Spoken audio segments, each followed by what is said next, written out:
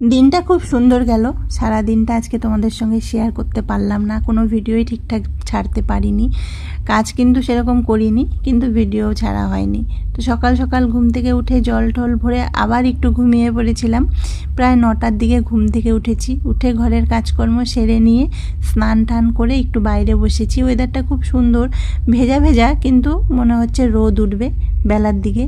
তো আমি কালকে জামা কাপড় তুলতে গিয়ে আমার যে জামা কাপড়ের তার সেটা ছিঁড়ে গিয়েছে, বাঁশটা ভেঙে গিয়েছে। তো আজকে বর্মশাই বাড়িতেই ছিল, তাই ওকে দিয়ে বাঁশটা লাগানো হলো। তো বাঁশ কেটে নিয়ে এসেছে, আমাদের বাঁশবাগান আছে ভিতরের দিকে, এই যে আমাদের সামনে যে বাঁশবাগানটা পিছন সাইডে আমাদেরও আছে।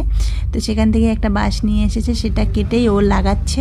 আর রোদটা কম আছে কিন্তু গরম একটা ভাব আছে, আর কাজ করলে তো আমাদের এমনিতেই গরম লাগে। আমি তোমাদেরকে ওয়েদারটা দেখাচ্ছি।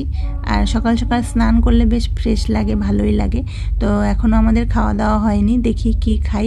আর আজকে আমার রান্না করার কোনো ইচ্ছে নেই, কালকেরই একটু ডাল তরকারি আছে, তাই ভাবছি খালি ভাত করব। আর সেরকম রান্না হবে না, মানে সেরকম ভিডিও তোমাদের সঙ্গে শেয়ার হবে না। বড়মশাই পুরো ঘেমে গেছে, তো তারটা লাগিয়ে দিচ্ছে, একটু উঁচু করেই লাগিয়েছিল। আমি বলছি একটু উঁচু করেই লাগিয়ে দাও, কেন জামা কাপড় মেলতে মেলতে তারটা নিচের দিকে একটু ঝিলে যাবে। আর পেয়ারা গাছে যা পেয়ারা ছিল বানরে সব খেয়ে শেষ করে দিল, আর পেয়ারাই নেই। তো সব মিলিয়ে দিনটা খুব সুন্দর গেল, খুব ভালো গেল। হালকা পাতলা খাওয়া দাওয়াও হলো আজকে, সেরকম বিশেষ কিছু আয়োজনও হয়নি। তো জামা কাপড়গুলো বেশ শুকিয়েও গিয়েছিল। তারপরে খাওয়া দাওয়ার পরে ভাগ্যিস জামা কাপড়গুলো তুলে নিয়ে এসে খেতে বসেছিলাম, নাহলে তো ভিজেই যেত। হঠাৎ করে একদম ঝমঝম করে নেমে গেল।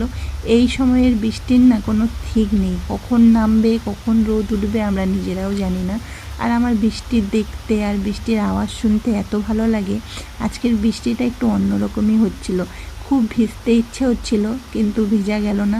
এই বৃষ্টিতে ভিজলে শরীর খারাপ হবে, আর একবার যদি সর্দি কাশি হয় আমার তো গলার অবস্থা খারাপ হয়ে যাবে।